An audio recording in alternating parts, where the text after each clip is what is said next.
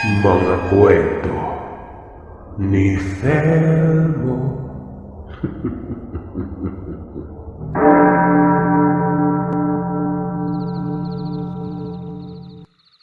Tawagin niyo na lamang ako sa pangalang Brenda. Ang kwentong ibabahagi ko sa inyo ay nangyari sa probinsya ng Antique. Taong 2001, na mga panahong yon ay pinagbubuntis ko ang ikalawang anak ko. Medyo sensitibo ang pagbubuntis kong yon. Ayon na rin sa doktor na sumuri sa akin. Kaya naman kinakailangan kong mag-ingat palagi at huwag masyadong magkikikilos. Nakatira kami ng aking asawa noon sa sentro ng aming lugar. Sa isang buwan, 3 beses lamang kong umuwi ang asawa ko kaya madalas ay kaming dalawa lamang ng 5 taong gulang kong anak ang nasa bahay. Kahit pa nasa sentro kami ng aming lugar, nasa bandang dulo na po kami, Sir Seth. At ang bahay namin noon ay gawa lamang sa kalahating bato, kalahating kahoy, may pawid ang dingding. Gawa naman sa yero ang bubungan namin noon. Sa harap naman ng bahay namin ay merong balon, kung saan kumukuha kami ng tubig panglaba. May mga kapitbahay naman kami, pero hindi ako masyadong malapit dahil hindi naman ako gaanong palalabas na tao at hindi ako mahilig mangapit bahay noon. Mas gusto ko pang nasa loob lamang ako ng bahay nang sa ganon. Wala magiging kaaway na kapitbahay. Kesa naman tumambay sa labas tapos kung sino-sino lang ang mga pagchichismisan. Hanggang sa magkaroon na ng kaaway dahil sa walang katuturang mga ipinapakalat na salita. Balik na po tayo sa kwento. Nang malaman nga ng mga binan kong buntis ako, grabe ang tuwang nararamdaman nila noon. Gawa ng umabot rin ng 5 taon bago nasundan ng panganay kong anak. Mag-iingat ka dito sa bahay niyo ah. Huwag kang basta-bastang nakikisalamuha ng kung sino. At baka aswang na pala yung makakasalamuha mo. Sambit na biyanan kong babae noon. Saglit na tinigilan ko ang ginagawa ko at napatingin sa biyanan ko nang sabihin niya yon. Bagya pa akong napaispid nang mapansin kong hindi ito nakatingin sa akin. Sa tinagal-tagal kong nakatira sa probinsya, may isang beses ay wala pa naman akong nararanasan o naririnig na may totoong na biktima talaga ng aswang. Puro kwento-kwento lang mga sinasabi tungkol dito. Kung kaya naman, hindi ako lubos na naniniwala sa mga ganong klaseng nilalang. Kung tutusin ay mas takot pa nga ako sa multo kaysa sa aswang-aswang na yan. Nung ipinagbubuntis ko ngayong panganay ko, wala naman akong kababalagang nararamdaman. Wala din yung aswang-aswang na ito. Kaya't naisip kong ganun rin ang mararanasan ko sa ikalawang anak ko. Magiging payapa ang pagbubuntis ko. Maya-maya pa, pumunta sa kusina ang binan kong babae. Pagbalik niya ay may bitbit na siyang isang garapong asin at mga botelyang babasagin. Nagtatakang tinanong ko siya kung ano ang gagawin niya sa asin at bote.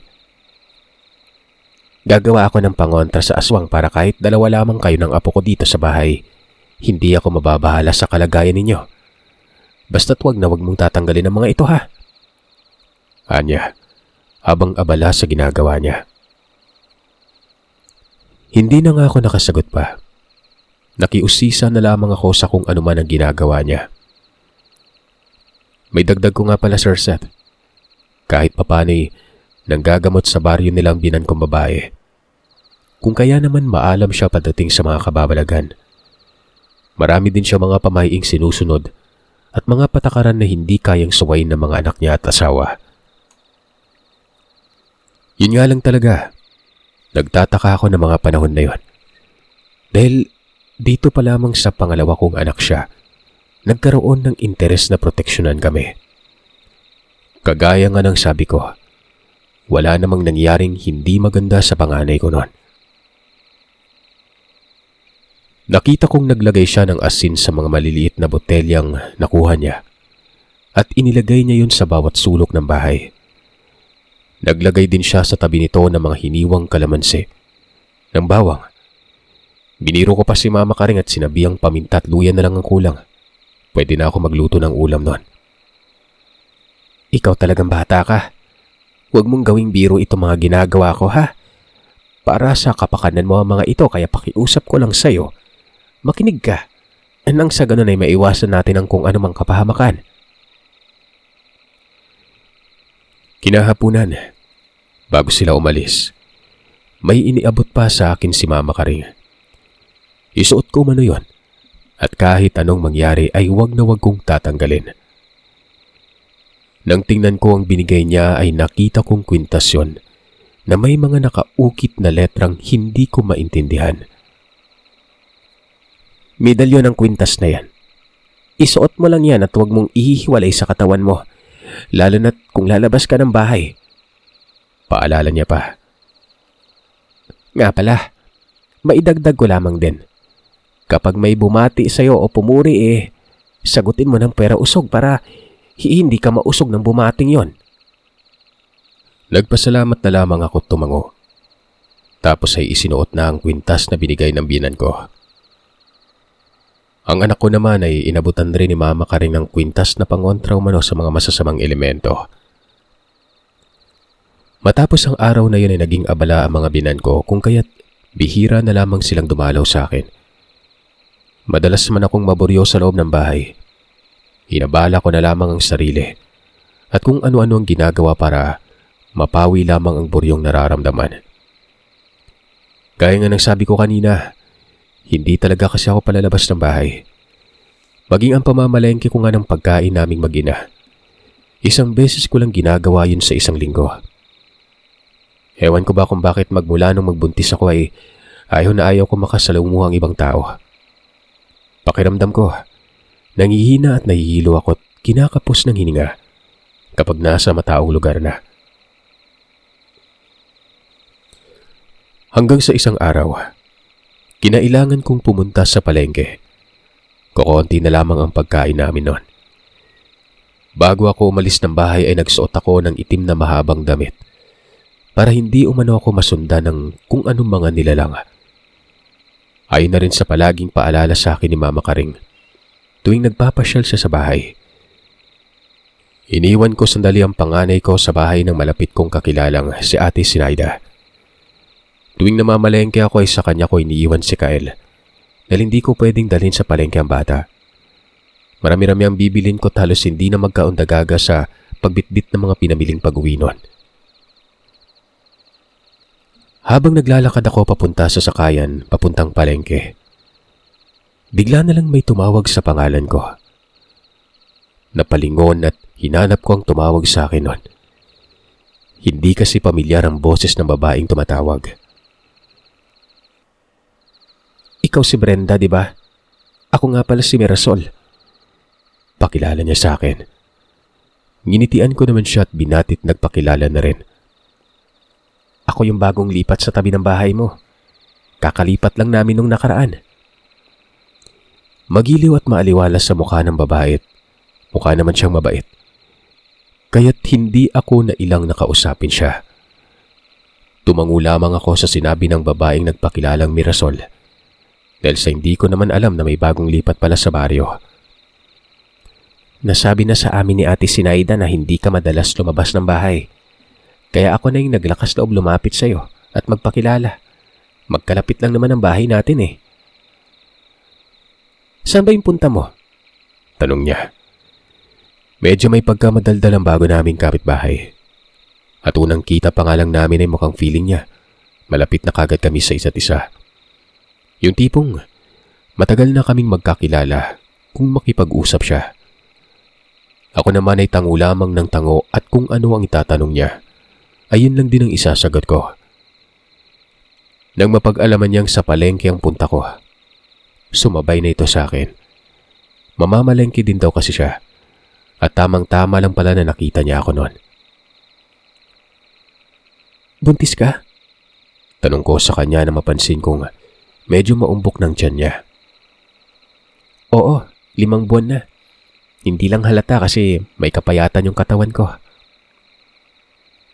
Pagdating namin sa palengke, habang namimili kami ni Mirasol, napansin ko ang isang matandang babaeng panay ang pagsunod sa amin.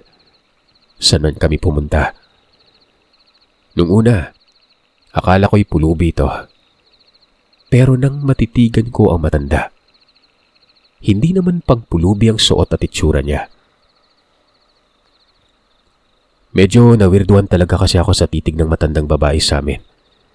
Pero pilit na binabaliwala ko lamang yon. Ipinagpatuloy ko na lamang ang pamimili. Tingin mo maganda yung gulay na to? Tanong ko sa kasamahan ko. Nagpalinga-linga na lang ako at hinanap ng tingin si Mirasol. Nang wala akong marinig na sagot mula sa kanya. Hindi kalayuan. Nakita ko siyang kausap ang matandang babaeng kanina pa nakatingin at nakamasid sa amin. Masaya siyang nakikipag-usap sa matandang yon. Napakunot noon na lamang ako nang makita kong hinawakan ng matanda ang kanyang tiyan. Makailang beses pa itong hinimas ng matanda. Pero noong makita kong maya't maya ang pagpunas ng bibig ng matanda gamit ang kabilang kamay na para bang hindi niya napipigilan ang pagtulo ng laway habang hinihimas ang tiyan ng kapitbahay ko. Nagmadali na akong maglakad. Nilapitan si Mirasol at ang matanda nun. Tinawag ko ang pangalan ni Mirasol. Nang sa ganon ay maalarma ang matanda. Nung tumingin sa akin ang matanda ay nagmadali itong inalis ang kamay sa tiyan ng kapitbahay ko. At walang pasabing dali-dali nang naglakad palayo. Kilala mo ba yung matandang yon? Tanong ko sa kanya. Hindi eh. Inabutan ko lang ng pagkain si nanay. Kawawa naman, mukhang palaboy siya dito sa palengke. Tugon niya. At tinanaw ang matandang halos hindi magkanda o gagang maglakad palayo. Napatunganga ako sa sinabi niya. Muli kong sinipat ang matandang yon. Hindi naman mukhang pulubi si nanay. Wika ko, pero mukhang hindi narinig ni Mirasol ang sinabi ko. Inaya niya na lang akong bumalik sa gulayan at mamili na lamang raw kami ng mga gulay. Mukhang dumikit pa yata sa iyo yung mabahong amoy ng matanda ah. Sabi ko pa. Hayaan mo na, maliligo naman ako mamaya pag uwi. Mawawala din yung amoy na to. Hindi na ako umimikpat, hinayaan na lamang siya. Matapos naming mamalengke ay umuwi na rin kami kaagad. Nung naglalakad na kami papasok ng baryo, hindi pa rin matigil sa pakikipagkwentuhan si Mirasol ng mga masasayang bagay. Maya-maya pa, nakaramdam ako ng kakaiba. Para bang may sumusunod sa amin. Maya't maya ang paglingon ko sa pinanggalingan namin dahil sa hindi na talaga ako mapalagay pa. Gawa ng maliban sa pakiramdam kong may nakasunod sa amin. Parang may mga mata ang kanina pang nagmamasid. Brenda, ayos ka lang ba? Tanong ni Mirasol. Wala ka bang nararamdaman, Mirasol? Nararamdamang ano? Hindi na ako nag-atubili pang sabihin kay Mirasol ang tungkol sa naramdaman ko. Nagpalinga-linga naman siya't hinanap ang sinasabi ko nun. Asan? Wala namang kahit sino yung nakasunod sa atin ah. Ay nako, pagod ka na siguro. Tara na, bilisan na natin maglakad. Wika ni Mirasol. At muli na siyang naglakad kaya sumunod na lamang din ako. Kahit naramdam ko pa rin may kakaibang nakatingin talaga sa amin. Ipinagkibit balikat ko na lamang yon. Nang nasa bakuran na ng bahay si Mirasol, nagpaalam na ito sa akin. Tumango lang ako at nagpatuloy na sa paglalakad. Nang nasa pintuan na ako ng bahay, saglit na nilingon ko kung saan ako galing noon. Sa hindi kalayuan, nakita ko ang isang matandang babae. Nakatitig sa kung saan ako noon. Tinitigan ko pang maigi kung sino ang matandang yon. O baka namamalik mata lamang ako. Ilang beses pa akong kumurap-kurap pero naroroon pa rin ang matandang babae. Nakatayo. Nakatingin sa akin. Sandali, siya ba yung matanda doon sa palengke? Paano siya nakarating dito? At ano yung ginagawa niya? Tanong ko. Sa hindi malamang dahilan ay bigla akong kinabahan habang nakatanaw sa matanda. Kung hindi pa dumating si Ate Sinaida at ang anak ko ay hindi pa ako matigil sa pagtitig at pag-iisip tungkol dito. Pambihira ka namang babae ka. Kanina pa kita tinatawag pero hindi mo man lang ako pinapakinggan. Sino ba yung tinitingnan mo dyan? Nagulat pa ako nang marinig kong magsalita si Ate Sinaida. Oh, ayos ka lang ba? Masama ba yung pakiramdam mo? Hindi po. Iniisip kong parang may nakalimutan akong bilhin. Tsaka wala naman akong tinitingnan. Palusot ko sa kanya. Sinipat ko pang muli yung kinaroroonan ng matanda pero wala na ito doon. Pumasok na ako sa loob ng bahay. Sumunod naman si Ate Sinaida at ang anak ko. Tinulungan niya akong ayusin ang mga pinamili. Habang nag-ayos ako ng mga pinamili, nagkwento ang kapitbahay ko na nakaraang gabi umano, may naririnig silang kakaibang ingay sa labas ng bahay.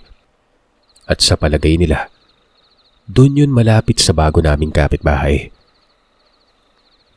Nung silipin ng asawa niyang tungkol sa nag-iingay na hayop na parabang mga pusang nagbabangayan, gayon na lamang umano ang gulat ng asawa niya nang may makita itong hindi pangkaraniwang hayop na naroroon sa labas ng bakuran ng bago naming kapitbahay.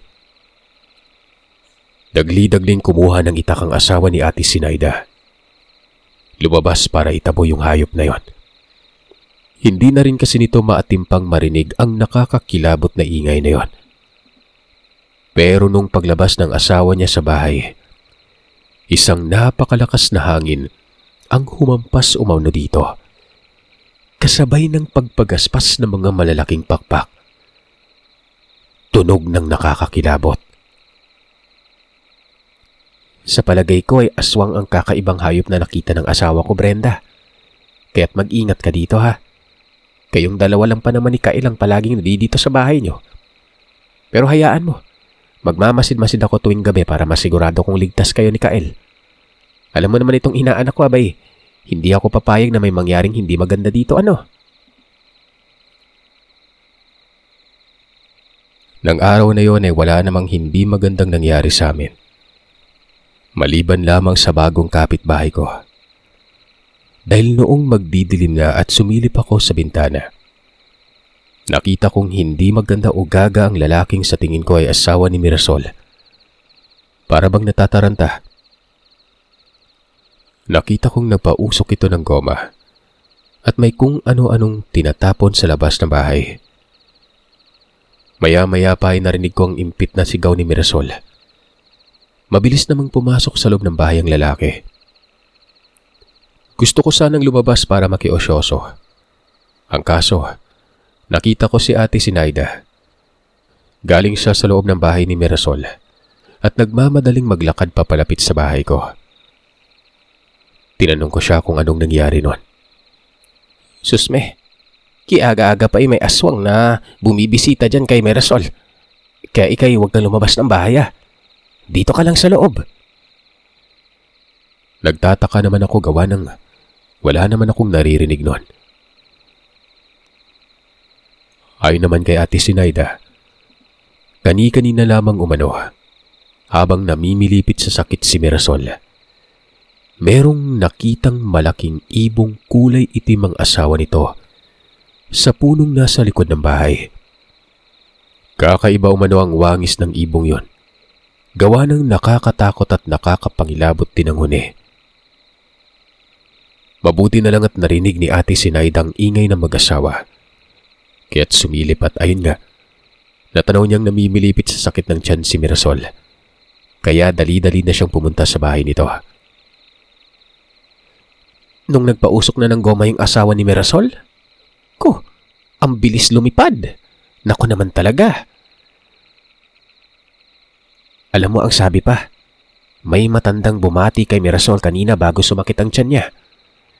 Anya pa. Bumati ho, sambit ko nun. Tumango si Ate Sinaida at nagwika nga. Noon pa man ay pinagsabihan niya na si Mirasol na kapag may bumabati sa kanya, magbanggit ito ng puwera usog. Nang sa ganon ay makontra nito ang pang-uusog nun. Kung sakali mang may taong malakas ang usog, o kaya ay matalim ang dila. Sumagi sa isipan ko ang tungkol doon sa matandang humima sa tiyan ni Mirasol sa palengke. At doon ay napatanong ako, hindi kaya't isa rin yun sa mga dahilan kung bakit sumasakit ang tiyan niya.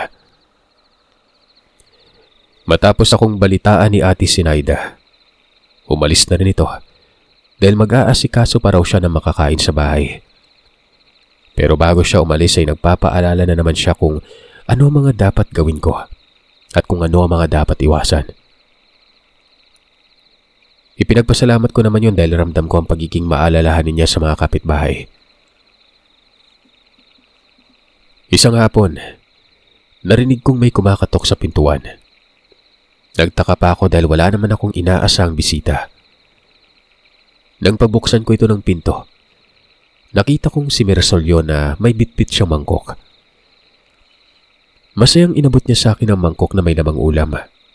Bago nagwikang na parami raw siya ng niluto niyang ulam kaya't naisip niyang bigyan ng mga kapitbahay niya. Sobra-sobra raw kasi sa kanilang mag-asawa ang pagkaing naluto niya. Naku, nag-abala ka pa. Salamat ah. Sakto't hindi pa ako nakakapagluto. Kumain ka na madami ha. Sige, una na ako. Yun lang talagang sinadya ko. Sinundan ko pa siya ng tingin patungo sa bahay nila. Nang makapasok na siya ay saka pa lamang ako nagpasyang isara ng pintuan. Pero nang isasara ko ng pinto, Sir Seth, dumako ang paningin ko sa labas ng bakuran nila. Meron akong nakita malapit sa puno ng mangga. Nakatayo lamang ito sa tapat. Nakatanaw sa bahay ni Mirasol. Nakasuot yun ng mahabang kulay puting bestida. Naanimoy madumi yun at natatakpan ng mahaba niyang buhok ang kanyang mukha. Ipinagsawalang bahala ko na lamang ito. Isinara ko na lang ang pinto. Lumipas pa ang ilang gabi, Sir Seth. Nagtataka na ako dahil parati na akong nakakarinig ng mga angil ng pusa at aso sa labas na alam mo parang may nag-aaway palagi. Bukod pa sa mga angil at ingay na yon, nakakarinig na rin ako ng mga kalabugan sa labas. Iniisip ko na lang na baka mga ligaw na pusa lamang yon. Baka naglalandi lang. Kumaga, inhit yon. Ganun naman kasi talaga mga pusa, di ba? Hanggang sa isang araw, hindi ko na mapigilan ang sarili at pumunta ako sa bahay ni Ate Sinaida. Nagulat pa nga ang kapitbahay kong yon. Dalang buong akala niya ay namamalengke ako at iiwan ko na naman ang anak ko sa kanya. Pero nung sabihin ko mga kapitbahay lamang ako, bigla siyang natawa. Hindi na nga ako nagpatumpik-tumpik pa at sinabi ko na sa kanya ang tungkol sa mga kakaibang naririnig ko tuwing gabi noon. Ilang gabi na kasi akong hindi masyado makatulog dahil sa ingay ng mga hayop na hindi ko mawari kung ano. Kapag kasi sinusubukan kong sumilip sa siwang, wala naman akong nakikitang hayop dahil sa sobrang dilim ng paligid. Isa pa sa ipinagtataka ko, sa tuwing nagsisimula ng mag-ingay ang mga hayop sa labas ng bahay, nakakalanghap rin ako ng mabahong amoy na para bang amoy imburnal. Mawawala lamang ang mabahong amoy na yon kapag tumigil na sa pag-iingay ang mga hayop na nag-aabulan. Oh, naniniwala ka na sa sinasabi ko sa iyo noon tungkol sa mga aswang? Sinabi ko sa kanyang hindi pa rin ako kumbinsido hanggat hindi ako mismo ang makakakita sa nilalang na sinasabi niya. Maniniwala lang talaga ako kung talagang harap-harapan kong makita yon. Nga pala, ilang araw ko nang hindi napansin si Mirasol. Nandyan ba sila? Parang walang tao sa bahay nila eh. Palaging nakasara. Tanong ko noon. Oo, nandyan si Mirasol. Palagi lang sumasama yung pakiramdam kaya hindi siya lumalabas ng bahay. Makalipas ang ilang minutong pagchichismisa naming dalawa ni Ate Sinaida, nagpaalam na ako dahil hapon na at magluluto pa ako ng pagkain sa hapunan. Nung matapat na ako sa bahay ni Mirasol, nagulat ako nang makita ko siyang sumilip sa bintana at tinawag ako noon. Agarang bumukas ang pintuan niya kaya't lumapit na ako sa kanya. Ayos ka lang ba? Anong nangyari sa'yo? Ang sabi sa akin ni Ate Sinaida may sakit ka daw. Napansin kong nanlalalim ang mga mata niya na parabang hindi siya nakakatulog ng maayos. Balisang-balisa pa rin siya. Ano kasi Brenda? Pakiramdam ko, gabi-gabi na lang may kung anong bisita ako. Gabi-gabing sumasakit yung tiyan ko. Ilang araw pa namang wala yung asawa ko dahil nasa bayan siya at may tinatapos na trabaho. Nag-alala ako sa sinabi niya. Sinuwestiyon ko sa kanya na magpatingin sa doktor para makita kung ano na ang lagay ng ipinagbubuntis niya. Pinaiwan ko siya mag-iingat palagi at huwag siya mag-alala dahil malapit lang naman ang bahay namin ni Ate Sinaida. Sumigaw lang siya kung sakaling may maramdaman siyang kakaiba sa paligid nun. Tiyak akong susugod agad ang asawa ni Ate Sinaida. Oras na kinakailangan niya ng tulong. Hindi na rin ako nagtagal nun. Umuwi na rin ako. Kinagabihan, mag-aalas 10 na ng gabi. Hindi pa rin ako makaramdam ng antok. Naiinitan ako at napakaalinsangan ng buong paligid nun. Doon, napagpasyan kong buksan ng bahagya ang bintana para sa ganon. Kahit papano ay may makakapasok na hangin mula sa labas. Habang nagpapahangin nun, nakarinig ako ng tila ba huni ng isang ibon na sobrang tinis. Nung una, malakas yon. Hanggang sa pahina ito ng pahina na para bang nasa malayo. Pero habang pahina ng pahina ang tunog na yon, unti-unti ding nagkaroon ng mabahong amoy na para bang kanal na kinaukawa at umaalingasaw ang napakabahong amoy na ito. Kamuntika na akong maduwal sa naamoy, kaya agad na napatakip ako ng ilong nun. Nang sa di sinasadya, dumako ang paningin ko sa bahay ni Mirasol. Pagtingin na pagtingin ko sa bahay na yon, kita ko ang isang matandang babae nagpupumilit buksan ng bintana na para bang may gustong silipin sa loob. Nagsisitayuan ang mga buhok nito at punong-puno ng itim na balahibo ang kanyang katawan. Nanlilimahid din sa langis dahil sa kumikintab yun sa kulubot niyang balat. Ilang sandali pa, narinig ko ang boses ni Mirasol. Nasasaktan, sumisigaw sa takot. Doon na ako naglakas ng loob na sigawan ng matandang yon. Hoy! Ikaw pala yung pabalik-balik dito sa amin, ha? Kilala kita. Di ba sa palengke ka? Ipapatugis kita sa asawa ko. Pinagbantaan ko pa itong bubuhusan ng mainit na tubig kung hindi aalis nun. Sasabuyan ko siya ng maraming asin. Nakadungaw na ako sa bintana ng mga sandaling ito.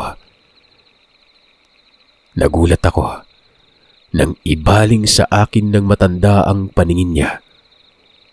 Nagbabaga ang mga mata niya. Kulang na lang ay lumuwa na sa laki yon. Nakita ko rin na walang humpay sa pagtulo ang malalapot niyang laway at iilan na lang ang nakikita kong matutulis niyang mga ngipin sa bibig nun. Umangil pa ng malakas ang nilalang na lalong nagpakilabot sa akin. Bago pa man sumugod sa bahay ko ang nilalang na yon, nagsisisigaw na ako at humingi ng tulong sa mga kapitbahay. Sigaw ako ng sigaw na merong matanda sa bakuran ng bahay ni Mirasol. Mabuti na lang, nagising ang ibang mga kapitbahay. Nagsilabasan ang mga ito. Doon ay mabilis na tumakbo ang matanda papunta sa likuran ng bahay ni Mirasol. Sinundan yon ng mga kalalakihang may bitbit na itak at flashlight. Ginising ko ang anak ko at agaran na kaming pumunta sa bahay ni Mirasol para tingnan kung ano nang nangyayari. Kasama ko na si Ate Sinaida noon at ang iba pang mga kapitbahay namin. Dali-daling pinainom ni Ate Sinaida ng tubig si Mirasol para kumalma. Nanginginig ang katawan nito sa labis na takot. Anya, nakita niya umano ang matandang babae na nagpupumilit ng buksan ng bintana. Nakasilip umano ito. Mabuti na lang at doble umano ang tarangkahan ng bintana niya kaya hindi kaagad ito nabuksan. Hindi nakapasok ang nilalang. Nakasigaw na lamang siya nang malapit ng masira ng nilalang ang bintana. Isa sa mga kapitbahay namin na matanda ang napatanong kung bakit ako umano hindi inaaswang noon. Doon ko naalala yung proteksyong binigay ng binan ko. Kung kaya't siguro iwas na iwas yung nilalang sa akin noon. Kung wala siguro akong suot na pangontra, malamang sa malamang, pinagpipiesta na kaming dalawa ni Mirasol ng nilalang na yon. Kumbaga mamimili lamang yung aswang kung alin ang pupunta niyang bahay sa kinagabihan. Magkatabi pa. Dahil sa nangyari na pasugod sa bahay ko ang mga binan ko at may mga dala ng proteksyon. Binigyan ni Mama Karing ng proteksyon sa aswang si Mirasol. At gaya ng ginawa niya sa bahay ko, may nilagay din siya sa bahay noon. Lubos namang nagpasalamat si Mirasol dahil sa wakas ay mapapanatag na siya. Simula nung may pangontra na sa aswang ang bahay nito, nawala na yung mga ingay at yung mga mabahong amoy tuwing sasapit ang gabi. Magpaganon pa man, nang bumalik ang asawa nito, umalis si Mirasol. Doon daw muna ito sa kanyang mga biyanan, gawa ng komunidad sila doon. Maraming babantay sa kanya. Ako naman, Sir Seth, ay naging kampante. Paminsan-minsan ay doon natutulog ang binan ko. Hanggang sa makapanganak na ako. Nabinyagan, lumaki. Naging maayos naman. Niwala nang dumadaan sa amin na kung anong nilalang.